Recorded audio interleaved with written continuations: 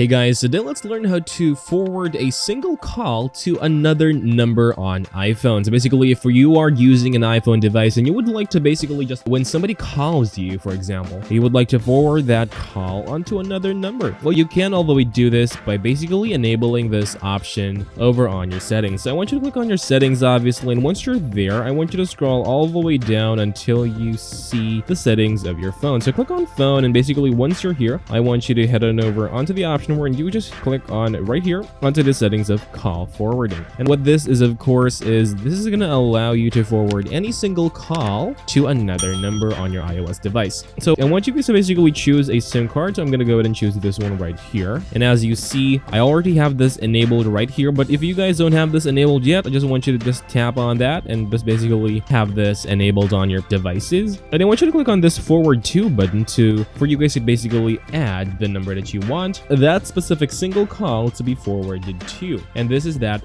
other number. So if you're done, basically just click on cellular data again over there to go back, and then that should automatically be saved. Whoever calls you, you may have the option now to forward that call onto this specific number on your iOS device. And that's all to this video, guys. Thank you guys for watching this video. I'll see you guys in the next one.